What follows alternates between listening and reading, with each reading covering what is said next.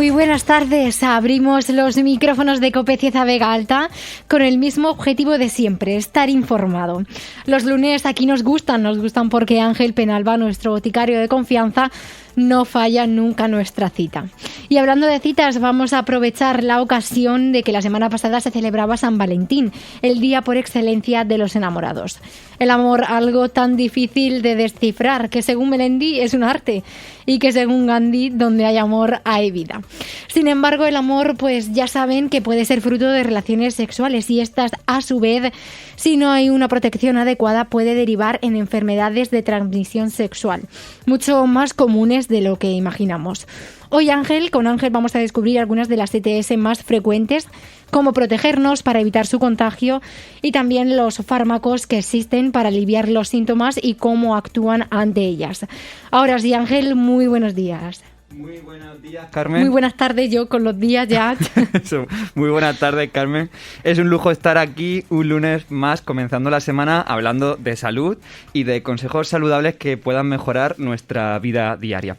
Pero permíteme unos segundillos nada más, porque no podía empezar este programa sin agradecer a aquella mujer que me vino la pasada semana a la farmacia para felicitarme por los programas que llevamos realizando estas semanas tú y yo, Carmen. Una mujer, además, es una persona que tiene un cierto vínculo muy especial contigo, e imagínate cuál fue mi sorpresa cuando me enteré de ello. Fue mi sorpresa también, yo también me sorprendí porque claro, Ángel, cuando acude a alguien a la radio que le felicita por todos los consejos sanitarios que da y farmacológicos que a veces parecen tan comunes pero que no conocemos, oye, le da las gracias. Y a mí para eso está la radio, para que aprendamos todos juntos, como he dicho, para estar informados, y me llena de alegría. Así que también pues quiero aprovechar para agradecer a todas aquellas personas que tenéis sintonizado ahora mismo el 101.3 y que nos estáis escuchando en estos momentos y nos escucháis además cada semana. Sobre todo a aquellas personas también que nos mandáis vuestros mensajes de cariño y felicitación por redes sociales, o incluso, como tú has dicho, nos paráis por la calle para felicitarnos por los programas que hemos realizado, porque esto pues no tendría ningún sentido sin vosotros. Así que gracias por estar aquí con nosotros en COPE Cieza Vega Alta una semana más. Yo me sumo a este agradecimiento, vamos, sin duda me sumo a la primera, y que bueno, también podéis conocer y ponerle cara a nuestro boticario de confianza en nuestras redes sociales. Sus redes sociales, tu farmacéutico de confianza, en Instagram, donde podéis dejarle cualquier duda. Si tras escuchar el programa te surgen dudas, o si quieres proponer algunos programas para que realicemos aquí los lunes, oye, ahí está abierta la caja de solicitudes, y Ángel, que ya podéis saber por su voz que es majísimo, pues con todo el gusto del mundo os la va a resolver. Hoy vamos a resolver dudas de enfermedades de transmisión sexual. Bueno, que como decía, mucho más comunes de lo que imaginamos, Ángel. Pues mira, nos encontramos ahora mismo en febrero. Como tú has dicho, lo estamos ya casi terminando y uno lo considera en el mes del amor. Sí. Además, ya hemos pasado ese famoso día de San Valentín, ese día donde los más enamorados pues demuestran por redes sociales ese amor que se tienen el uno por el otro.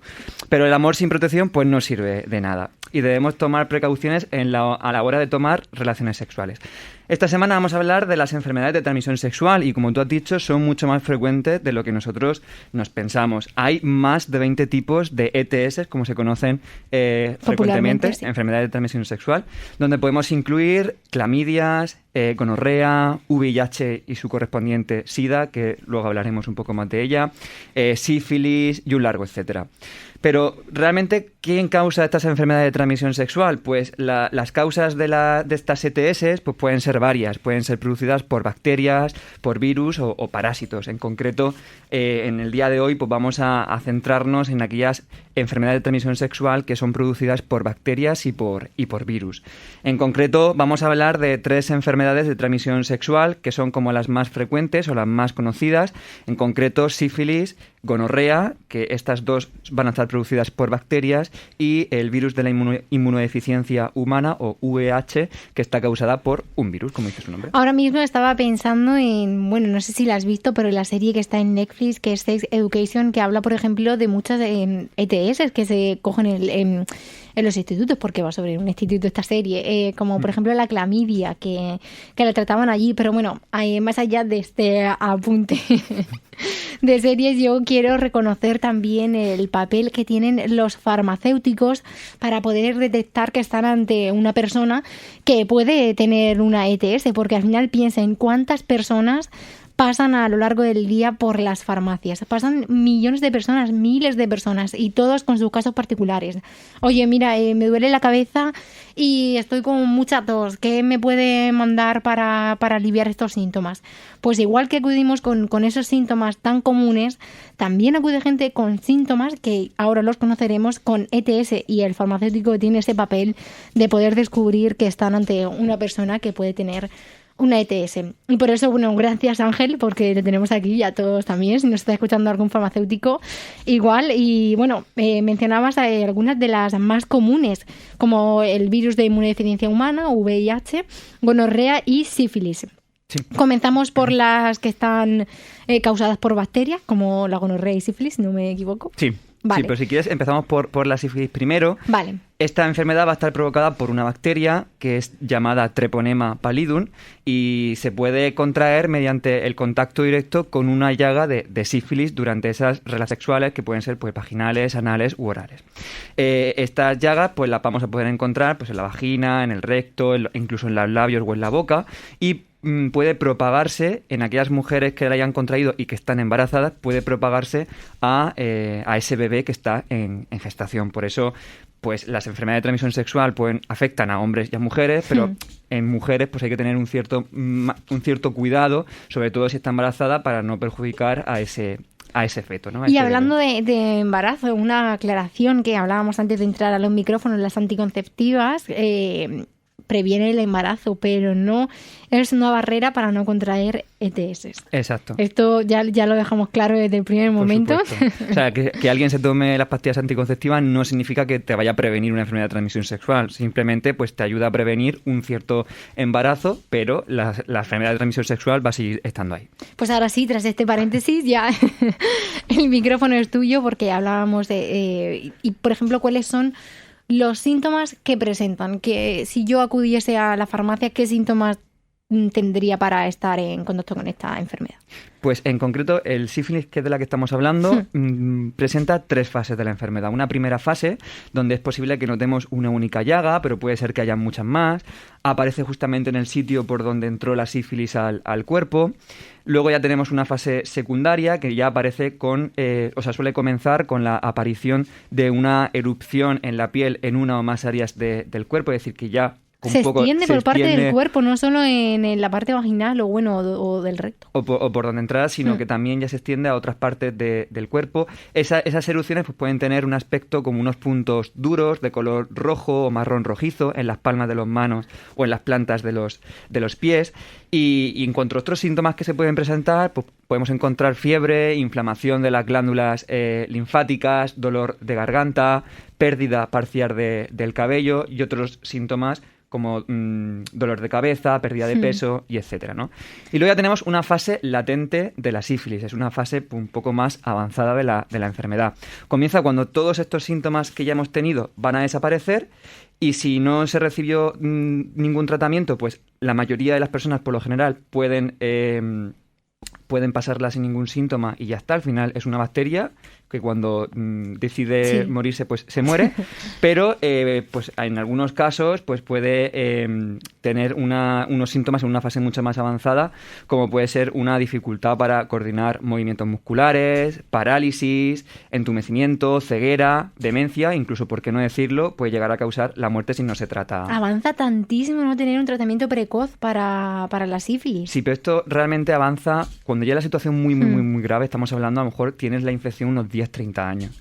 Es decir, que a lo mejor hay personas que han pasado una sífilis y se han enterado, ha pasado todo este tiempo y luego pues de repente les aparece, ¿no? Pero o sea, por que lo su tratamiento es súper importante. Sí, claro, ¿Y por supuesto. cuál es el tratamiento? Vamos a conocerlo. Pues cuando se diagnostica y se trata en sus primeras etapas, la sífilis es fácil de curar, pero el tratamiento preferido en todas estas etapas que hemos comentado es la penicilina.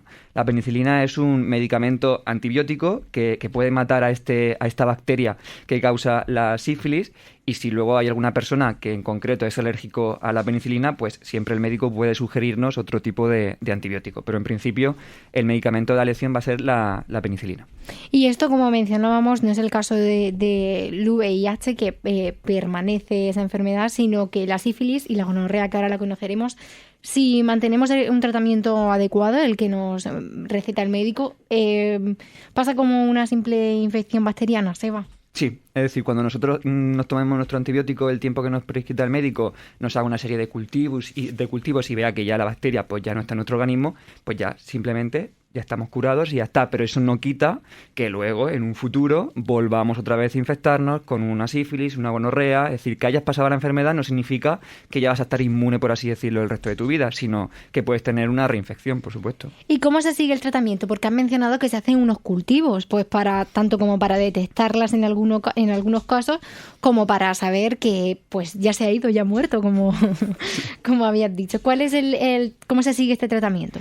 Pues con respecto al diagnóstico, la mayoría de los casos se suele realizar un análisis de sangre para detectar esta sífilis. Un análisis de sangre pues específico para poder detectar este tipo de bacteria. Ya hay algunas veces que también se realiza algún tipo de cultivo en orina, en análisis de orina. Pues hay diferentes formas, pero por lo general la mayoría de las veces se suele realizar con un análisis de sangre. Y bueno, si te parece, damos paso a la segunda enfermedad de transmisión sexual que comentabas que era una de las más comunes, la gonorrea. Sí. Cuéntanos.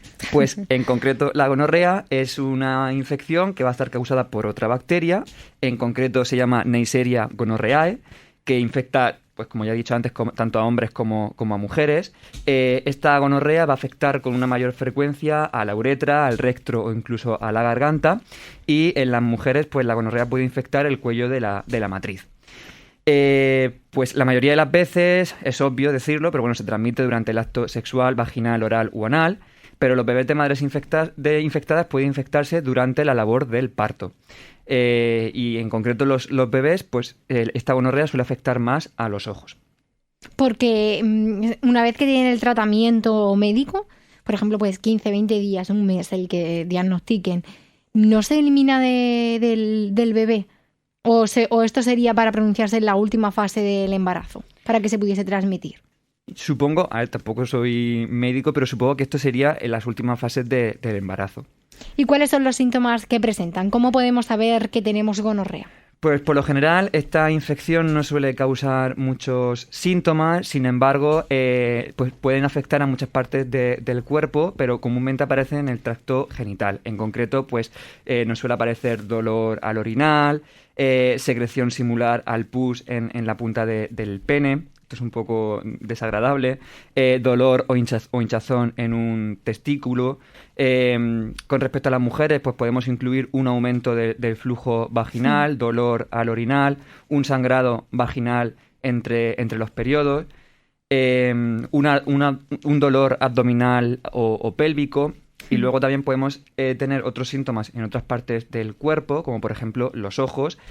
Como ya he dicho antes, puede afectar a los ojos produciendo un dolor ocular, sensibilidad a la luz, secreción similar al pus en uno o en ambos ojos, otros síntomas en la garganta, dolor de garganta, inflamación de los ganglios, en las articulaciones, en el recto. Pues parecen bastante evidentes esos síntomas que sin duda alguna los vamos a apreciar, como en el caso de la sífilis, las llagas que has dicho que pueden aparecer. Sí. Realmente también hay que tener cuidado con este tipo de enfermedades porque, como acabas de decir, se asemejan mucho a enfermedades que por lo general pues, son otros síntomas que pueden tener por otras ejemplo, enfermedades. La infección de orina, cuando has dicho dolor al orinar, ¿puedes creer que estás ante una infección de orina? Por eso pues siempre hay que tener cuidado un poco pues con quién has mantenido relaciones sexuales en los últimos momentos, ver si esa persona pues, puede haber transmitido una enfermedad de este tipo, porque pues eso, se pueden un poco confundir con otras infecciones.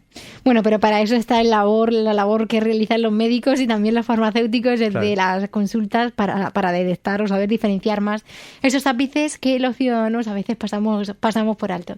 Pero en el caso de la gonorrea, cuéntanos cuál es el tratamiento. Decías que la penicilina para la sífilis, para la gonorrea. Pues en este caso también van a ser antibióticos porque estamos hablando de otra bacteria, ¿vale? Generalmente se suele recomendar que se trate con el antibiótico ceftriaxona administrado por inyección o acitromicina por vía oral, que es el famoso Citromax.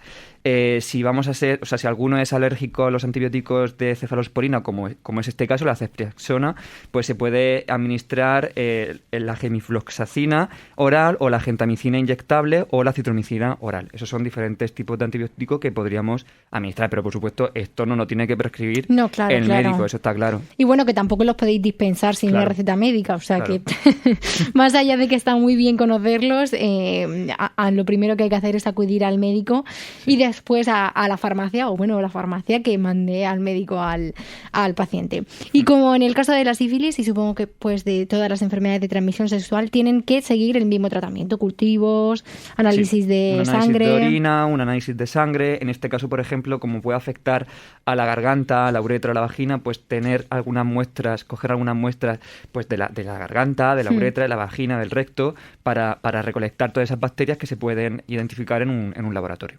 Vale, pues sabiendo todo esto y si te parece, pasamos al virus de inmunodeficiencia humana, que es la última que nos queda y que también estos últimos días han ido conociendo algunas noticias que ahora haremos hincapié en ellas. Pero vamos a conocer el virus de inmunodeficiencia humana, el VIH.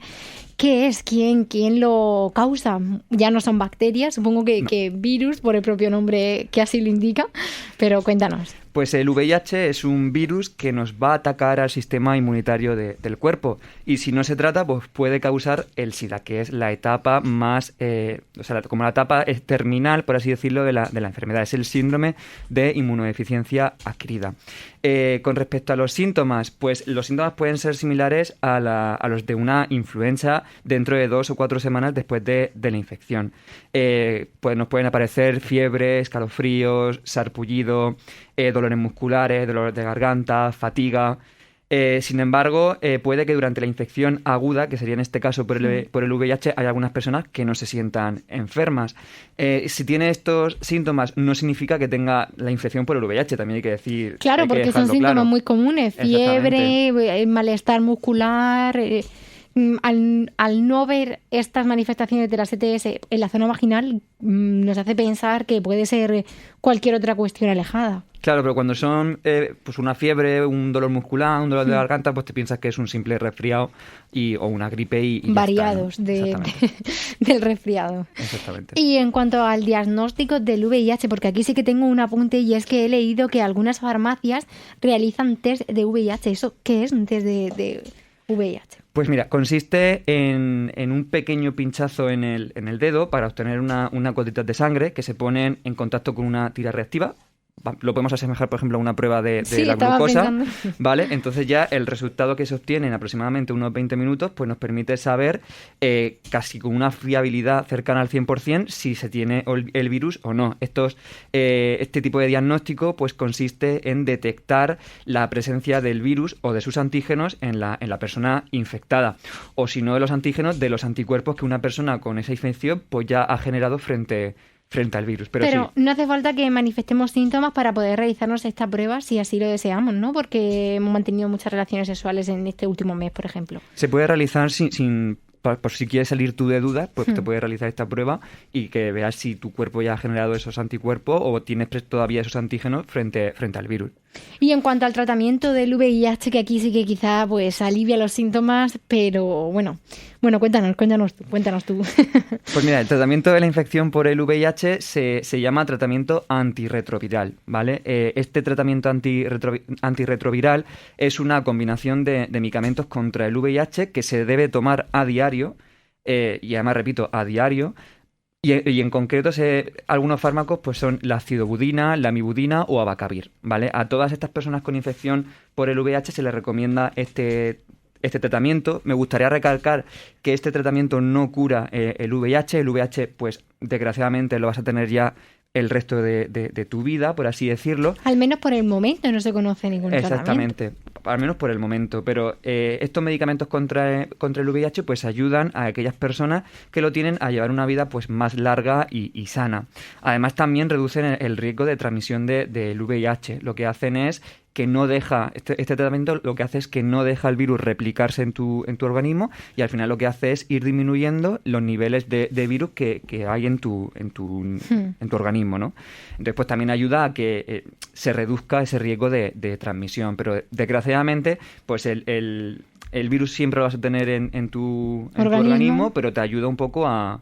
Pues sí. eso, y en cuanto a prevención, porque aquí sí que muchas veces han salido campañas por parte del gobierno, por ejemplo, en 1990, o sea, ya fíjate, en 1990 ni siquiera habíamos llegado al siglo XXI, una campaña publicitaria del gobierno decía: pónselo, porque el VIH se estaba propagando sin frenos. Esto en cuanto a medidas de prevención, ¿cuáles son las más efectivas? Pues para prevenir cualquier tipo de enfermedad de claro. transmisión sexual, al final es importante pues usar el preservativo en todas tus relaciones sexuales, especialmente si las mismas van a ser con parejas ocasionales. El preservativo, pues a día de hoy, es el único método anticonceptivo que va a ayudar a reducir ese riesgo de infección de transmisión sexual, con una efectividad de entre un 80 y un 90% en la protección contra estas ETS. Sí. Hay otras alternativas como las pastillas anticonceptivas o los parches hormonales, pero que esto ayuda, como ya hemos dicho antes, a evitar un embarazo no deseado, pero no tienen ningún efecto contra estos contagios de enfermedad de transmisión sexual. Entonces, pues ahora mismo la prevención, lo más útil y lo más eficaz va a ser el uso del preservativo. Pues está genial mencionarlo, porque es un apunte cuanto menos necesario. Pero ya en los 2 minutitos que nos quedan para ir cerrando el programa, se conocía hace muy poco una mujer curada de VIH. ¿Esto cómo es posible si decíamos que no tiene tratamiento, al menos para que se acabe, sino que va a ser algo que te va a acompañar durante toda la vida? Pues al final la ciencia avanza, ¿no? Y entonces pues es una alegría recibir noticias como esta. En concreto, esta primera mujer curada de VIH fue gracias a un trasplante de células madre del cordón umbilical. Se convierte en esa tercera persona en el mundo en ser curada y libre del virus ya por completo. ¿Pero lo puede volver a coger como en los otros 2 casos, como la gonorrea y la sífilis? Supongo que sí. Ahí ya me has pillado un poco, Carmen. Yo Vale. supongo que No, al final... Es que lo acabo de pensar y digo, claro, está curada, pero en los otros 2 casos que te puede volver a reinfectar, pues no sé qué pasa. Déjame que lo consulte, pero yo creo que sí se puede Lo volver dejamos a anotado reinfectar. para el próximo lunes. Sí. Empezamos con eso. Al final, todas estas personas que ya se curaron utilizaron terapias similares basadas en el trasplante de células de la médula ósea y que se modificaron. Sin embargo, este caso es el primero en el que se utiliza la sangre del cordón umbilical. Sí. Esta mujer en concreto tenía leucemia mieloide crónica y tras este trasplante pues llevaba 14 meses libre del VIH. Entonces, pues bueno, la ciencia avanza y esperemos que así siga. Va a ser un tratamiento definitivo. Hay que invertir en investigación y bueno, contigo aprendemos cada día más un poco de la ciencia y de la sanidad. Así que muchas gracias, Ángel, porque tenemos que cerrar este programa. Hasta el lunes que viene. Hasta el lunes que viene, Carmen. Mediodía. COPE Cieza Vega Alta. Estar informado.